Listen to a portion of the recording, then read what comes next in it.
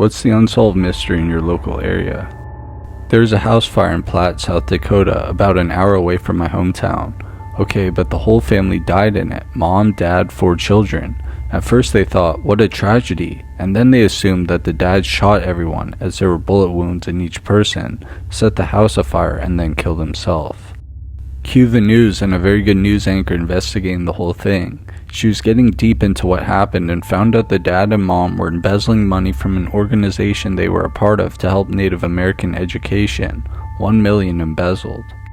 Then the police dove into some scattered security camera footage from a small rural town and saw a vehicle drive to and from the property in the wee hours of the night. It raised the questions of a murder-suicide or homicide. Said anchor was getting closer to solving the dang thing, and rumor has it she ended up getting death threats and stopped all coverage.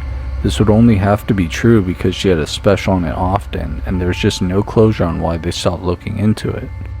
Not a peep about it since. There's a lot to this story and I summed it up the best I could. Maybe you should try to find a Crime Junkies episode on it. A lady was stabbed 27 times while locked in her apartment. The boyfriend was banging on her door for her to let him in while it was happening.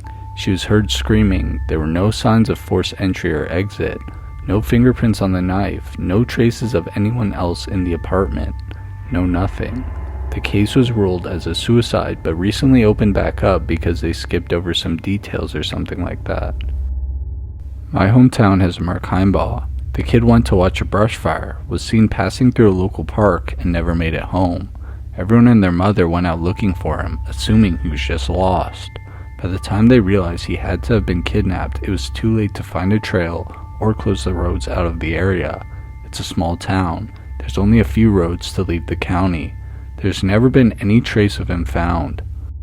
A young woman's body was found behind a local fire station off a main highway that runs to Myrtle Beach.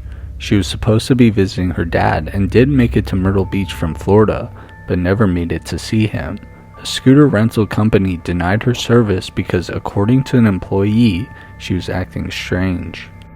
Sheridan told her mother it was because she didn't have shoes. For reasons unknown, she headed back the way she came without seeing her father that she had just drove 10 hours to visit.